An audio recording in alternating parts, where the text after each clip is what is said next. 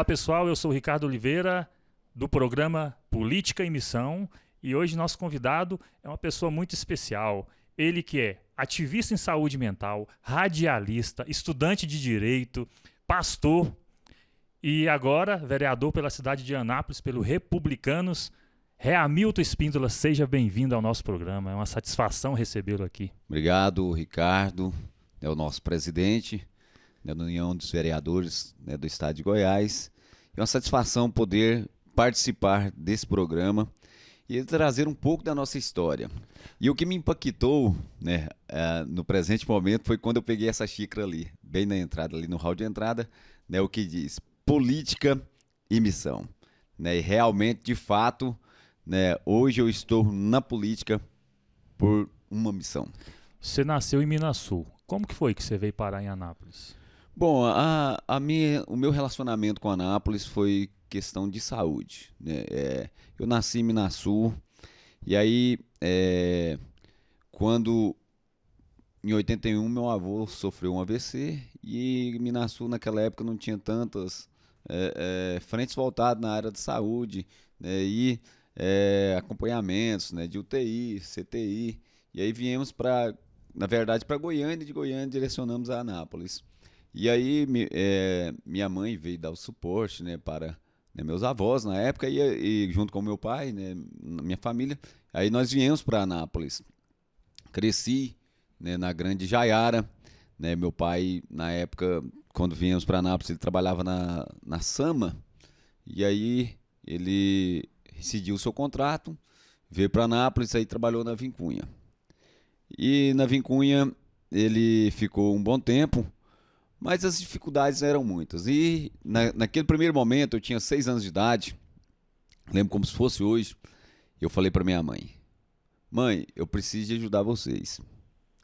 E ela: como assim? Foi: não, o salário do meu pai é pequeno e eu preciso de ajudar para comprar algumas misturas para nossa casa, e como que eu faço? E ela: não sei. Então eu já vinha desde muito cedo, aquela vontade de trabalhar, aquele desejo de poder ajudar, ser útil. E qual foi seu primeiro emprego? Meu primeiro emprego foi, cara, emocionante. Mas o meu primeiro emprego eu vi uma pasta de engraxar, e também um sapato e a escova e uma escovinha de dente. E eu falei: mãe, eu vou engraxar sapatos. E aí ela falou com meu pai falou: tudo bem. Naquela época não existia a situação que existe hoje, das leis que protegem aí as crianças nesse contexto de não trabalhar. E aí eu comecei aos 6 anos engraxando numa mercearia mista com um boteco, com um bar, chamado Mercearia do Valdomiro, ali na Jaiara. Tinha um banquinho assim do lado de fora, e eu comecei a engraxar ali, e eu chegava nas pessoas e falava: senhor, o senhor quer engraxar? Mas como engraxar? Você não tem nenhuma caixa de engraxate? Eu falei: não, o senhor tira aí a botina, geralmente aquela região usar muito botina, o senhor tira a botina aí, eu ponho aqui na mão e passa a pasta e engraxo. E aí ele, inclusive naquela época o saudoso Feijão, o Toninho Feijão, que era proprietário de vários campos, inclusive a esposa dele, a Nilce, também a diretora da ADM, que é a Associação de Ecoterapias e Deficiências Múltiplas. Ele pegou e falou: ô Hamilton, vou te dar uma caixa de engraxate. Você quer? Eu falei: quero. E aí ele pegou. E você tinha que idade? Isso aí eu tinha de 6 para 7 anos. Caramba. E aí ele me deu essa caixa, e aí depois, agora bem próximo do falecimento dele, ele falou para mim bem assim: você acredita que você foi o primeiro engraxate que eu dei uma caixa de engraxate? Eu falei: Aí ele foi contar a história, que acabou distanciando, eu mudei para outro bairro da cidade, distanciei daquela localidade. E aí ele falou assim: você foi o primeiro e eu pude fazer uma doação de mais de 200 caixas de engraxate. Então, assim, sua missão começou cedo, começou cedo. Começou cedo. E aí depois veio a situação que eu comecei também, nos tempos mais de calor, eu comecei a vender picolé, vendi picolé pro Silvio Matias, da Matias, sorveteria Matias lá em Anápolis. Depois vendi frutas e verduras numa combizinha.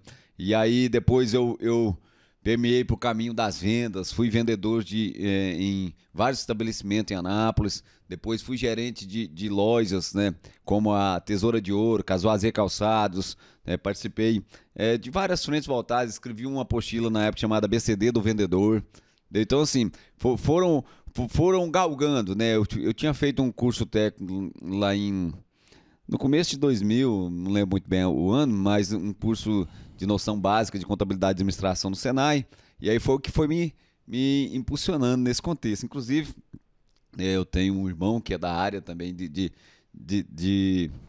do comércio, que é um empresário, né, de imóveis, né, Supremo Móveis e Colchões. Então, assim, nós viemos da veia do trabalhador, né, eu, o Rabsac, meu irmão chama Rabsac. Se você estava achando, Ricardo, que o meu era difícil, toma esse aí, Rabsac. Seu pai estava inspirado, né? Eu acho que foi um certo desconto do meu avô, que o dele, do meu pai era Rordão. Era Rordão, né? Aí ele falou, vou colocar o nome do meu primeiro filho de Hamilton, aí depois Rabsac e depois a minha irmã Rávila. Rávila. Rávila.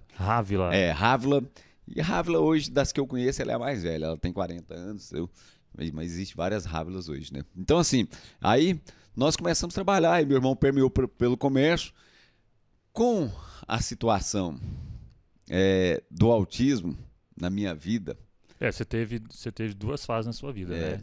Você teve um filho, você teve um filho com autismo, e a partir daí sua vida transformou. Mudou todo aspecto. Por exemplo... Tem qual idade seu filho? Meu filho hoje tem 15 anos. 15 anos. 15 anos. Por exemplo, em 2004, né, eu casei, né, cheio de sonhos, projetos. Naquela época eu inventei a cantar, né? Eu cantei quase 10 anos, eu mais o Zé de Souza. E aí nós gravamos 3 CDs, né? Eu fazia a segunda voz, né? O Zé cantava e eu rabiscava por baixo. Na verdade, 3 CDs eu brinco assim, 2 foram de dupla e um foi solo, porque os 2 CDs a gente tinha até uma situação comercial bacana, e o outro último foi só para pedir perdão pro povo, entendeu? Da questão da música. Mas... CDs, segmento evangélico. Segmento gospel. E aí, né, hoje também, em 2009, finalizei, né, um curso em teologia, né, sou bacharel pela Faculdade Teológica do Estado de Goiás, né, sou pastor também, né, auxilio projetos dentro da minha igreja. Hoje, a minha igreja em Anápolis é uma igreja de referência, né, o meu pastor titular é o pastor Israel Osmundo Miranda. Então, assim, a gente participa de departamentos da igreja, eu e minha esposa também, né, ela é regente de um coral no município de Anápolis, que é um coral de feminino, né, que tem aproximadamente 150 congregações e tem mais de 1.000 vozes, né, juntando todos os montantes, mais de 1.000 vozes. Então, assim, ela rege esse coral. Então, assim, quando foi em 2004, né, nós casamos, e o sonho que vem do casamento, Ricardo, é o seguinte: você pensa, vamos, né, ter uma família perfeita. Qual que é o pensamento da perfeição? Sem nenhuma problemática, né? Filhos saudáveis. Quem imagina ter um filho com alguma deficiência? Ninguém, né? Todo ser humano que sonha, né, ter uma família, ele pensa em uma família sem alguma dificuldade. E Deus nos presenteou, eu digo que Deus nos presenteou o Reiner. O Reiner veio com autismo, inclusive nós estávamos aqui no bate-papo com a fonoaudióloga Renata, né? E aí ela falando que participou né, de um projeto no Refazer em Anápolis, e o Reiner veio com autismo. E o autismo do Reiner não era um autismo para a inclusão, era um autismo justamente para uma classe especial. São vários graus do autismo. São 3 graus. São 3 graus. E isso. Qual é o grau dele? O Reiner hoje está de moderado para leve. Então é o grau leve, o moderado e o severo. Mas o Reiner foi diagnosticado pelo 14º, né? Hoje nós estamos no 15º. Como que vocês diagnosticaram que ele tinha autismo? Com que idade, mais ou menos? Ele tinha 2 anos e 8 meses. Então, assim... 2 anos e 8 meses, até então, vocês não tinham esse diagnóstico. Não tinha diagnóstico. Achava que ele era uma criança normal. Sim, entre aspas. Por quê? Percebe-se, né, as dificuldades das interações. Por exemplo, você falava com o Reiner, e ele, como se você não estivesse falando com ele. Entendeu? Reiner. E até então, A grande verdade é essa. E eu ficava um pouco irado com aquela situação. Eu falava, mas que menino cínico, rapaz. Eu falo com esse menino e ele não me escuta. Eu. Geralmente, você vê outras crianças com um ano Já e 2 meses, já estão falando. falando, já estão interagindo. E aí eu falava, Reidner, e ele... E aí começamos a investigar se havia algum problema de audição. E aí... E como que começou essa investigação? Foi você e sua esposa, vocês procuraram o médico? Como que foi? Alguns amigos falaram, esse seu filho tem alguma diferença, ele tem alguma dificuldade.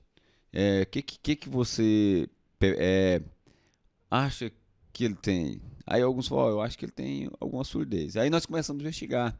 E, na verdade, fizemos a audiometria, fizemos o Bera, né? E teve uma leve perda, viu? Mas que não havia comprometimento na audição. Né? Até naquela época, aquela suspeita da perda, a médica falou, vamos colocar o aparelho. Tentamos colocar o aparelho, ele não concordou. O que você percebe dessa dificuldade? Você percebe que não tem uma resposta, né, que realmente aquela falsa deficiência auditiva, ela realmente não é um laudo com precisão. E aí começamos a correr atrás de outras situações. E, na verdade, o Reidner, ele teve diagnóstico aqui na Vila São Contolengo. Aqui em Goiânia. Trindade.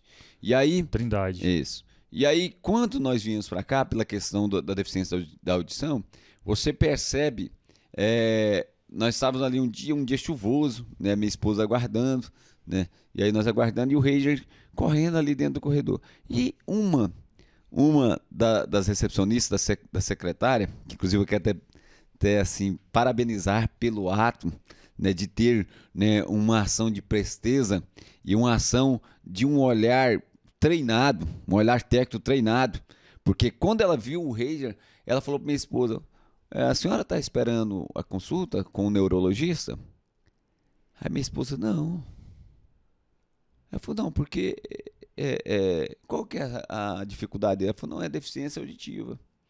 Ela falou, se a senhora me permite, hoje está um dia chuvoso, e o Dr. Hélio Vanderlinder, neurologista, que para mim ele é o top dos tops em Goiás, entendeu? Ele está aqui e alguns dos pacientes faltaram. Só que eu faço um encaixe aqui, porque eu percebo que ele tem uma outra dificuldade. E aí a minha esposa falou, tudo bem. E aí foi... Caramba, vocês foram consultar com a fono. Com a fono e a recepcionista viu e pediu para consultar com o neuro. Foi. Caramba, foi... Então, assim, nós como cristãos, assim, no momento de fé, a gente vê uma provisão divina. Por quê? Nós não estávamos ali para uma consulta com o neurologista. A situação era definir a questão do aparelho com a fono, enfim. E aí a secretária com o olho treinado falou, calma aí, esse menino tem uma outra dificuldade.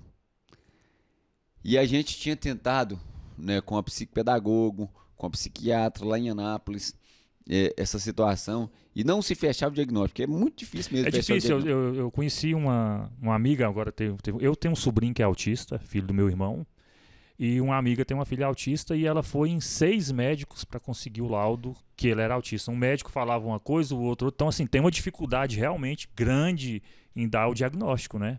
E como que foi a hora que o médico deu o diagnóstico, ele tem o autismo? Como que foi para você? Bom, eu especificamente voltei para Anápolis, não sei como consegui dirigir o carro. O chão abriu. Entendeu? Para mim o chão abriu. E eu fiquei assim... atordoado psicologicamente. A minha esposa, interessante, ela já tinha uma convicção do diagnóstico dele. Ela estava um certo dia,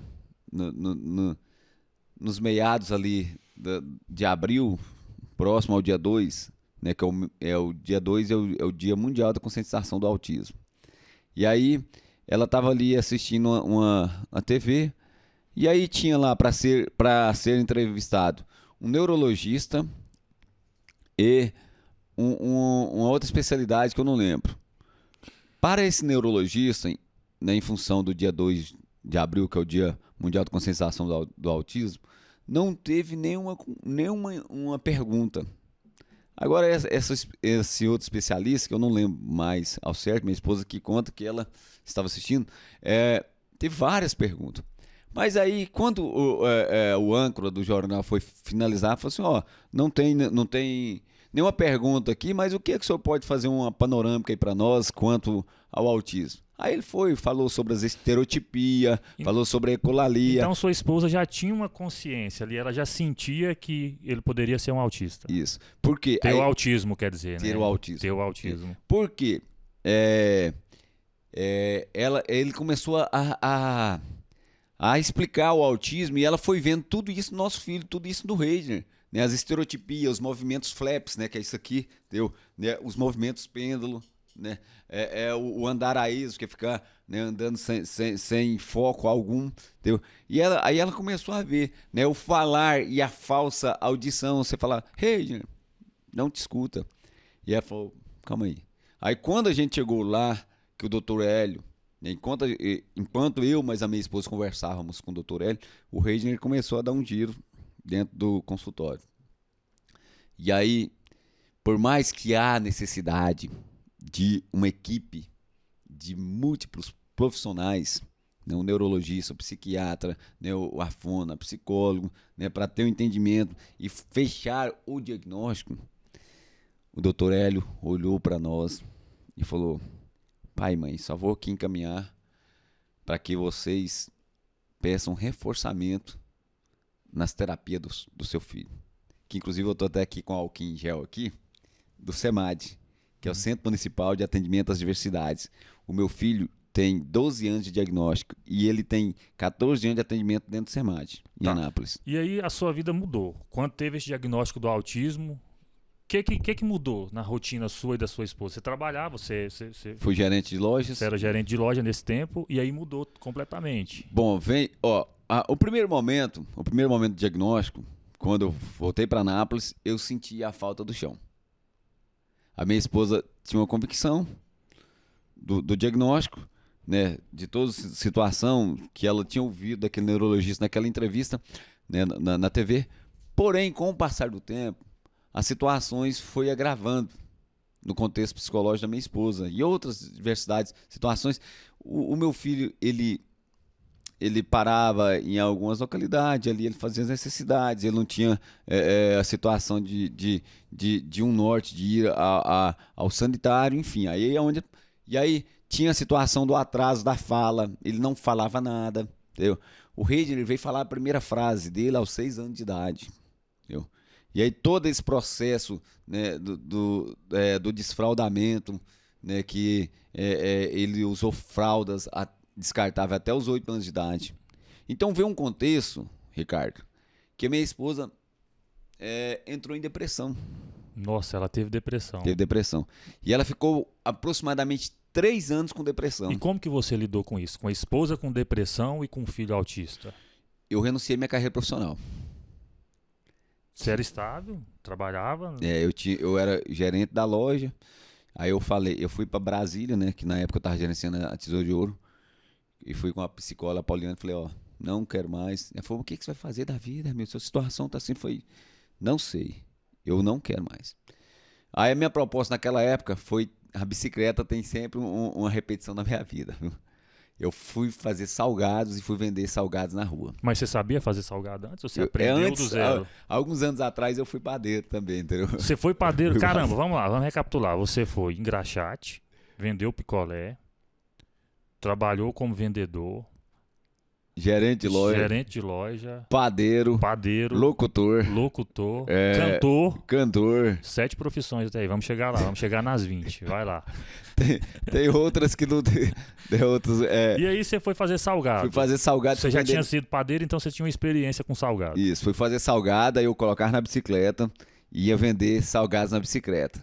Aí eu levava meu filho para o CEMEI, pegava a bicicleta com salgado e saía para vender. Aí eu voltava, finalizava minha rota. E aí, quando eu voltava a pegar meu filho de CMEI. Aí à Então, tarde a gente ia para as você terapias. fazendo salgado, você estava em casa mais próximo do seu filho e da sua esposa, levava ele para a escola e trazia. Então foi uma forma que você achou de estar mais próximo Dava um ali, de suporte. acompanhar, de dar um suporte de Isso. perto. E nesse meio termo também, eu entregava marmitas. Na hora do almoço, que eu finalizava essa primeira parte, eu entregava marmitas. Aí eu fiz uma negociação com o Aderley, que era do restaurante Beira Rio, de eu entregar as marmitas e ele me fornecer também marmitas. Por quê? Porque a minha esposa estava sem condição naquele momento, de poder estar fazendo as nossas refeições. Então, aí eu fiz Ela teve uma depressão tão severa que Profunda. ela não conseguiu fazer refeição. Ela não conseguia. E quem cuidava da criança ali? Então, nós cuidávamos até. Ela tinha essa tensão com ele e nós começávamos a cuidar dele. E aí, o que acontece? Foi por fim, Deus foi abençoando, a depressão dela sarou, né? E aí, quando sarou, rapaz, pensa numa mulher guerreira. Ela arregaçou as mangas, né? Ela teve acompanhamento terapêutico dentro do SEMAD, com as psicólogas. Aí ela falou assim: ó, nós precisamos agora de orientar os outros pais que têm as mesmas necessidades que a gente. E foi aí que você se tornou presidente da Associação de Pais e Amigos dos Autistas de Anápolis. Justamente. O que acontece? Aí eu comecei a fazer algumas conscientizações. Como eu disse antes que eu sou pastor, e eu saí uma vez para fazer uma preleção em Silvânia, Goiás. Silvânia não, melhor, em Vianópolis. E aí quando eu estava lá, o Reidner deu um surto por causa da sobrecarga sensorial, né? Ele desregulou. E aí nessa desregulação eu falei, ó, calma aí, pessoal. Muito som aqui, poluição, sobrecarga sensorial na audição dele, ele desregulou, mas por causa da questão do autismo, ele é autista. Quando eu falei que ele era autista, alguém ficou aqui na cabeça e chegou para mim na finalização do culto e falou, pastor, como que esse menino consegue escalar montanhas? E eu falei, como assim, ué? Ele falou, o senhor não falou que ele é autista? Ao trocar Caramba! Então pensaram que era alpinista. Aí eu falei, Como que a população não tem Aí eu falei assim, não, calma aí. Autista é uma deficiência do neurodesenvolvimento e alpinista é o cara que escala a montanha, né? É o profissional, o homem ou mulher, enfim. E aí foi, aí aquilo ali acendeu uma chama no meu coração de poder fazer conscientização. O que eu fiz? Eu fiz alguns flyers com o apoio do Refazer de Anápolis, né, me orientando. E aí eu ia para os sinaleiros de Anápolis. Eu ia para os sinaleiros, igual o entregador de panfletos mesmo. Eu entregava e falava, não é um panfleto comercial, é um panfleto de orientação e conscientização. Né? Conheço o autismo. Entendeu? Aí eu ia entregando, entendeu, para as pessoas. E aí a Hilda Quitanila e a professora Simone, o diretor Refazer, chamou para um café da manhã em 2012. E falou, ó, o senhor está sendo um ativista, fazendo comunicação, mas há um interesse muito grande da comunidade autista ter uma associação, porque aí vocês vão ter representatividade, né? Serão legítimos, né, na divulgação, na conscientização. Por que não criam uma associação? E eu falei, ixi, eu não entendo nada disso, não conheço nada disso. E aí ela falou, não, mas aí num bate-papo daquele café da manhã, um grupo de pais, reuniu e definiu-se criar a Associação de Pais e Amigos dos Autistas de Anápolis. E você foi o primeiro presidente? Fui o presidente, fundador, estou presidente. Até hoje. Até hoje. Cara, desculpa, mas é emocionante. Entendeu? Então, assim, o que eu vejo? Quando você falou aqui, ó, política e missão, Ricardo, eu não estou na política porque eu sou filho de um homem político, não. Meu pai era um simples operário, um simples servente. Mas eu estou na política por uma missão. Não, eu imagino, cara, sua história de vida é emocionante. Eu estou emocionado aqui com o que você está falando. E isso te levou à política, né? Toda essa história, seu filho ter nascido autista, você presidente de uma associação, um ativista. Você começou a ser ativista sem imaginar aonde você iria chegar. E de onde surgiu a ideia de entrar para a política? Como que foi isso? Então, a associação, uma associação que bastante atuante. Eu posso dizer que nesse nicho da pessoa com deficiência e autismo, uma das mais atuantes em Goiás. Por que nasceu a associação? Para buscar as políticas públicas, né? Nós temos algum recurso de algumas terapias? Temos muito pouquinho. Mas o que fomentamos? Buscar as políticas públicas.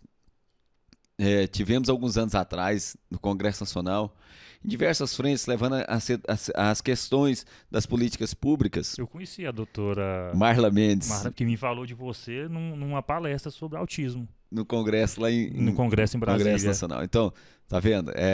E aí a Marla Mendes é uma amiga da gente, ela participa da Comissão dos Direitos da Pessoa com Deficiência no Congresso Nacional, na Câmara dos Deputados Federal. Doutora Mara Mendes é uma amiga da minha esposa. Veio aquele momento da nossa participação do autismo no censo, né? O autista não tinha esse recenseamento, né, Brasil afora, né, de contagem, né, para que volte as políticas por indivíduo. Então a nossa participação nesse cenário como presidente de associação. E aí alguns pais vieram conversar comigo. E eu, num nicho também do evangelho, eu comecei a indagar algumas situações, né? E aí começou a ver as falhas na saúde pública, na educação também, que geralmente os professores não estão preparados para receber essas crianças. Justamente. E aí, o que acontece, Ricardo? Eu formei em 2009, bacharel em teologia. Um dos sonhos meus era pastorear uma igreja. E nunca aconteceu. Nunca aconteceu. E aí, nesse nicho, né, através de atos proféticos, Deus falou comigo, naturalmente, com as pessoas, né, das igrejas, né, profetisas e profetas, e falava: eu não tenho para você esse momento. O meu momento contigo é no campo político. E eu tinha muita resistência, eu não queria. Você não queria ser vereador, não queria entrar para política. Muita resistência. Mas foi natural. Pela sua história, foi natural. E aí o último ato foi onde mudou tudo. Né? Qual foi o último ato? O último ato, Deus usou uma missionária da minha igreja e falou assim: esquece, você tem que abrir o coração para o contexto agora político. Isso foi em que ano? Isso foi 2020. 2020. Foram 21 atos proféticos. 2020, né, em 2018 começou, final de 2018 começou a falar sobre os atos proféticos. Em 2020, né, aproximadamente no mês de março, último ato. Eu falei: então, beleza. Então, eu desmontei todo, né, os meus sonhos, os meus objetivos. Falei: então tá, Deus, eis aqui como uma missão. Com uma missão, eu me coloco à essa disposição. E aí, você pensa, agora eu vou contar a história da pré-campanha e da campanha. Toda a minha campanha eu fiz usando os aplicativos do celular. Eu usei Designer para fazer os posts, eu mesmo fazia, porque eu não tinha recurso. Entendeu? Eu usei um outro aplicativo, não vou falar para não fazer a canja aqui, para fazer as edições dos vídeos. Entendeu? Eu mesmo gravava no pedestal, eu mesmo fazia. Eu não tinha recurso. Eu não tive um cabo eleitoral pago. Entendeu? Fiz a campanha na Grande Anápolis, que tem o produto interno bruto. Uma das maiores cidades do estado. Né? 14 bilhões anual o produto interno bruto. Né? A segunda maior receita do estado. Fiz numa bicicleta motorizada. Uma bicicleta, cara. E aí... Você saía numa bicicleta pedindo voto. Pedindo voto. E aí quando eu passava... caixa de som, colocou uma caixa de som. Eu tinha uma caixinha de som. Eu tenho a caixinha de som. Tem a caixinha de som na bicicleta? Eu fui locutor porta de loja, então o tal do locutor porta de loja, ele tem sempre a caixa. Eu tenho duas caixas, entendeu? Uma maior e uma menor, com microfone, sem fio, enfim. E aí, o que acontece? Eu amarrei essa caixa na bicicleta e fazia. E eu gravei o áudio no celular. Olá, sou Hamilton Espíndola, né? Sou pai de um garoto autista, né, presidente da Associação dos Autistas da Fundação, e contei a minha história. E aí eu usava o próprio celular, blutava na caixinha, né, a caixinha de som daqueles pequenininhos, blutava e fazia. E aí o que acontece? Eu fiz essa campanha. E aí, Ricardo, no meio do contexto da campanha, eu passava perto de várias pessoas e muitas pessoas falavam: esse cara tá louco, esse cara é doido. Eu imagino, um monte de candidato com carro de som, centenas de cabos eleitorais, bandeira e tudo, e você sem nada, só com sua Só bicicleta. com a bicicleta. Mas ó, só com sua bicicleta, sua caixa de som e sua história de vida. E sua missão, né? Verdade. E como que foi a hora que abriu as urnas que deu lá? Tá. É Hamilton Spínola Não, eleito. Mas agora eu vou contar só mais um aqui pra finalizar essa parte da bicicleta. Eu cheguei em casa um dia destruído. Chorando igual menino. Eu sou um cara muito Emotivo. muito emotivo. Ah, mas entendeu? o que foi o motivo desse E choro? aí, um amigo meu, eu conversei na rodinha, pedindo voto, ele bateu nas minhas costas, pode contar comigo, não sei o que. Tá. Quando eu virei as costas, que eu saí na bicicleta, eu escutei a voz dele audivelmente falando pro cara, o Rei Hamilton está louco. Terminou essa campanha, nós pode chamar e internar ele lá no sanatório, que é o Hospital Psiquiátrico de E Anápolis. você ouviu ele falar isso? Eu via falando pros caras. E era um amigo seu? Um amigo. Amigo entre aspas, né? E aí eu cheguei destruído em casa, chorando, chorando. A minha filhinha, né, a Taime, que tem TDAH também. Você tem uma filha que tem TDAH? O meu filho tem autismo, minha filha tem TDAH e eu também tenho TDAH. E aí eu peguei, e aí a minha filhinha olhou pra mim e falou assim, papai, foi Deus que falou conosco, Deus falou com o senhor, então o senhor já tá eleito, fica tranquilo. E eu chorava, mas ela confortou meu coração, a minha esposa, né, com convicção, confortou meu coração. E quando aconteceu, dia 15 de novembro, as eleições, voltando aqui, a linha do tempo, eu me filiei ao Partido Republicanos no dia 2 de abril de 2020. Não. Faltando- Dia 10 de abril Foi a finalizava, dia 10 de abril finalizava as filiações. Então foi em cima da... Cima- Foi bem em cima da... Eu, No não, último- eu no último decidi faltando 8 dias. Decidi faltando 8 dias para fechar filiações para sair candidato. E aí, voltando, né, todo esse contexto, no dia 15 de novembro, os candidatos tudo no alvoroço, né, querendo acompanhar, eu peguei a minha Bíblia, coloquei debaixo do braço, procurei uma igreja onde ninguém me conhecia, Ricardo. E fui para aquela igreja. E aí, enquanto todo mundo naquela euforia para saber do resultado, eu tava na igreja. Aí os amigos meus, né, mandando WhatsApp, e o meu celular eu passei para minha esposa, assim como eu fiz com o meu amigo Eduardo aqui, meu assessor. Passei para ela, fiquei com ele. E aí o povo perguntando, cadê o Rei Hamilton? Onde ele tá? Onde ele tá? Aí ela foi e escreveu lá, ele está na igreja. Não me preocupei, tranquilizei meu coração. Até entendeu? porque você não era aquilo que você queria pra sua vida e tudo. Você Mas você acredita que eu tinha convicção da minha eleição? tinha certeza que... Tinha certeza. Quem falou comigo foi Deus. E como Eu que foi a hora que saiu o resultado lá? Aí, quando saiu o resultado, saiu as contagens, um amigo meu aqui de Goiânia me ligou.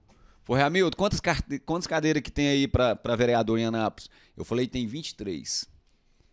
Ele falou, cara, a contagem de votos sua, olha só, a contagem de votos sua está dando no 23º colocado. Então você tá eleito, pode. Falei, não vou vibrar. Mas já teve uma emoção É. ali. Já teve uma emoção. Entendeu? E aí, quando eu terminei, aí o telefone pip, tocando outro na linha. Quando eu terminei de desligar, o vice-prefeito da cidade.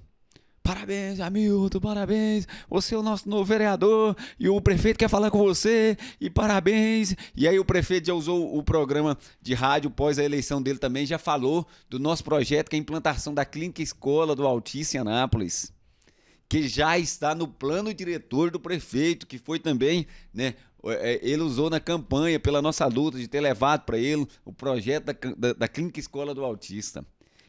E aí você recebeu a notícia que estava eleito. O prefeito. E o nome do vereador usado nas rádios depois da eleição foi o meu nome que ele usou, falando assim, Anápolis ganha agora.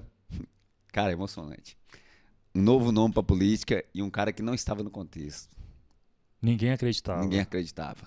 Do meio, não. Do meio, Do não. meio, não. Entendeu? Mas Deus acreditou em mim essa missão. Essa missão. Não era a minha vontade. Mas hoje eu posso dizer, quero até parabenizar, viu, Ricardo?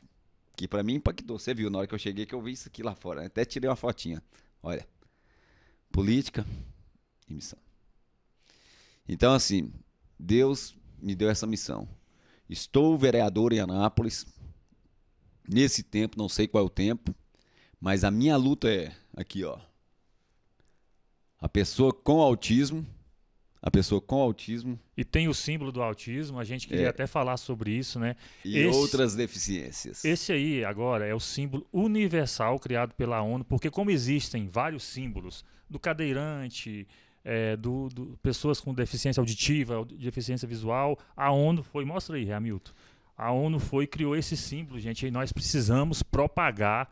Onde você vê esse símbolo, explica aí, Hamilton. Desde 1976, o símbolo que atingia todas as deficiências era o símbolo do cadeirante, da cadeira de rodas.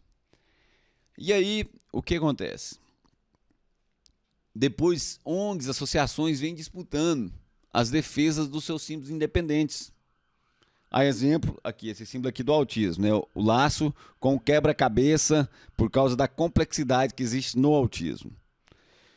Né? Aí você vê o laço amarelo-azul, que simboliza o Down. O Down, o cadeirante. O cadeirante, a cadeira. Exato. E aí você vê o senhorzinho, a pessoa com a bengala do deficiente, do deficiente visual. Ah, né? deficiente visual. Aí você vê aquela bengala que tem um côncavo que é do idoso. São vários símbolos que às vezes as pessoas têm dificuldade em associar. Isso. Então, houve várias discussões, né, estudos com designers e outros, e aí associou esse símbolo aqui, né, que é um círculo simbolizando o globo, né, universal, né, e essa pessoa aqui, ó, tentando se estabilizar, né, uma barra de ferro, estabilizar, né, colocar-se em pé. Então, é o símbolo da acessibilidade, a pessoa com deficiência desde 2016, nós já temos 5 anos.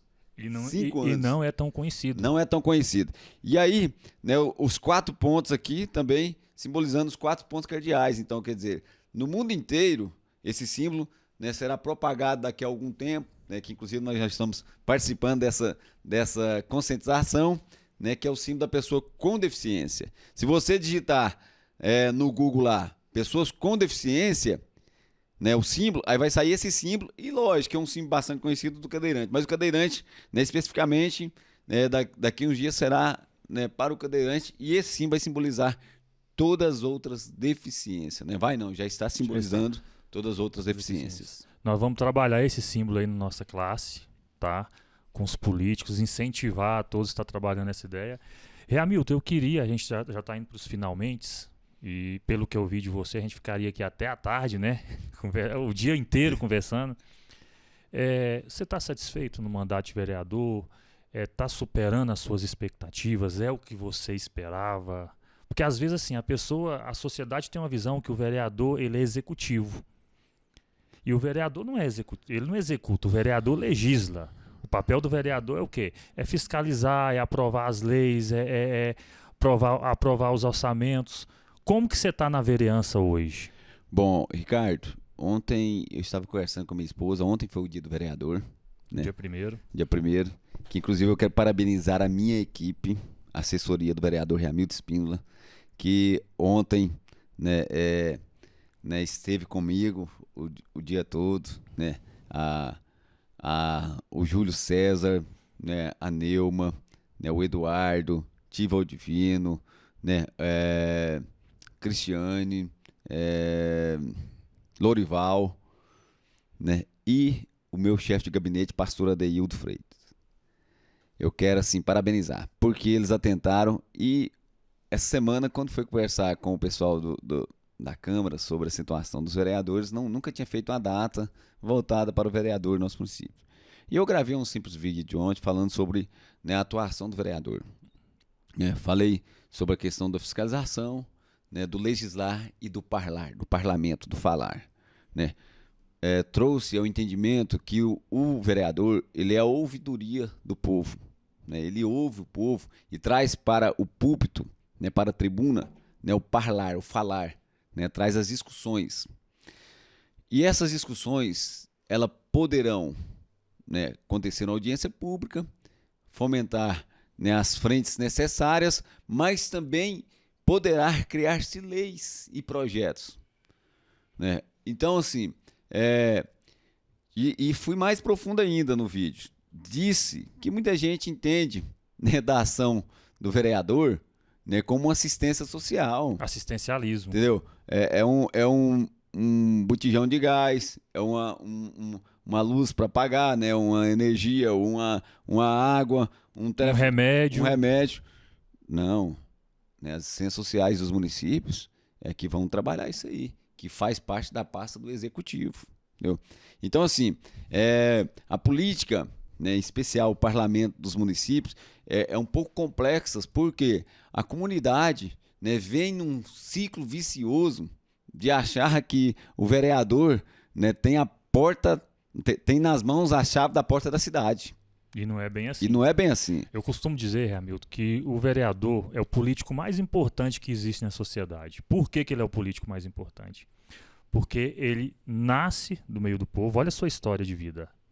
Você se tornou um vereador, você está vereador hoje por todo um contexto de vida, pela superação que você teve junto com a sua família, com o seu filho.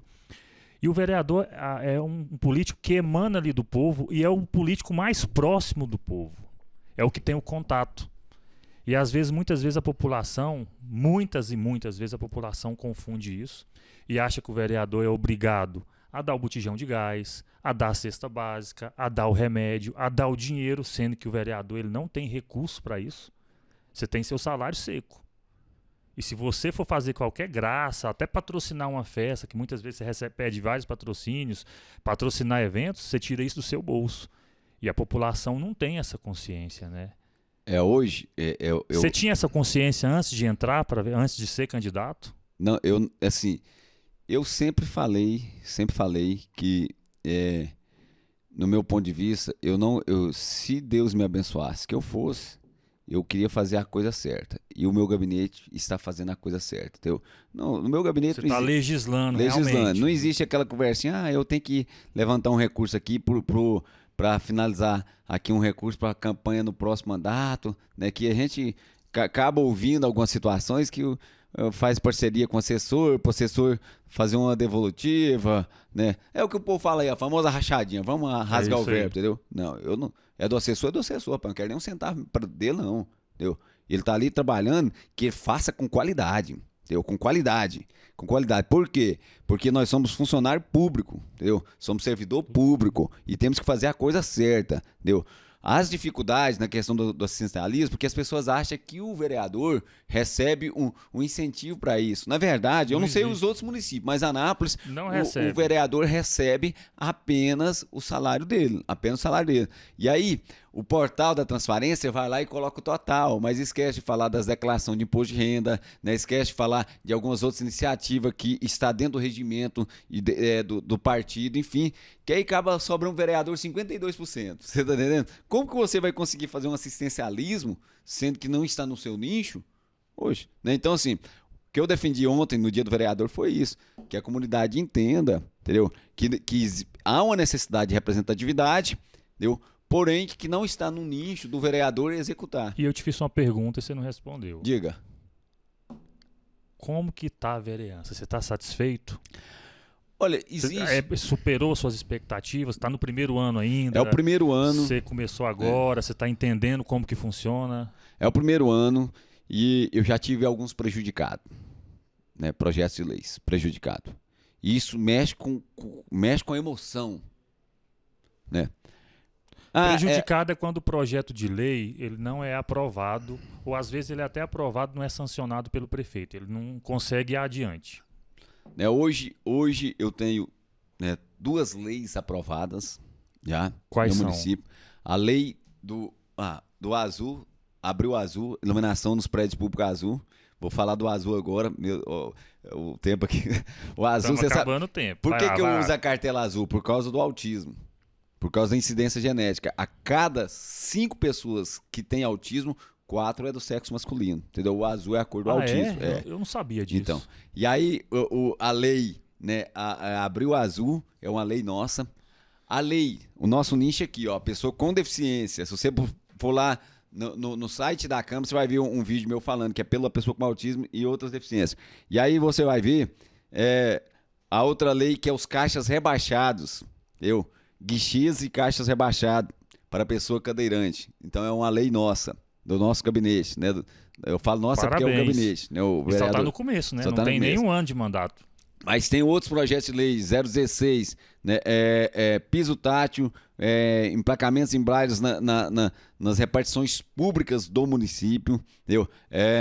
Tem outro projeto de lei que é a central de libras para pessoa com deficiência em full time, tempo real. Entendeu? E aí já tem um outro indicativo para o executivo, que enquanto não sai a central, que tem que ter toda uma tecnologia, né, para ter um intérprete em tempo real, não sai a central, que também tenha dentro do nosso município, existe o Zap da prefeitura, tem o intérprete em tempo real, para a pessoa com deficiência auditiva.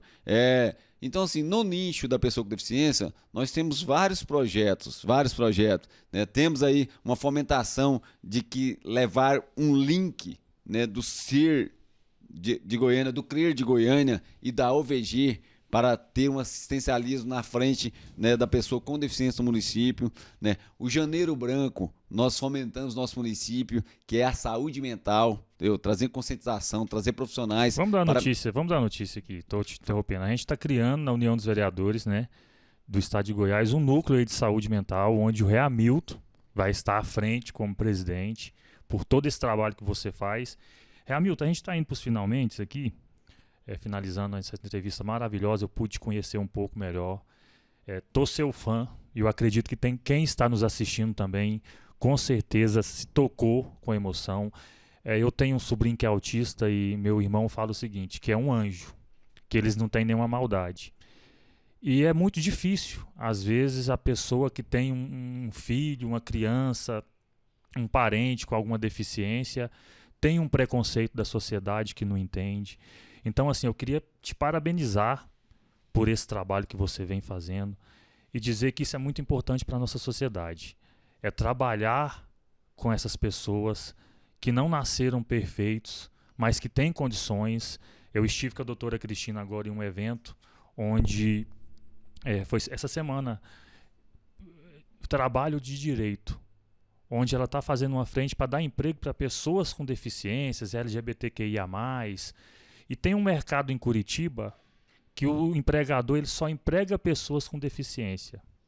E ele fala que é um exemplo, que não faltam, que todos se doam naquele serviço, né? Tem comprometimento.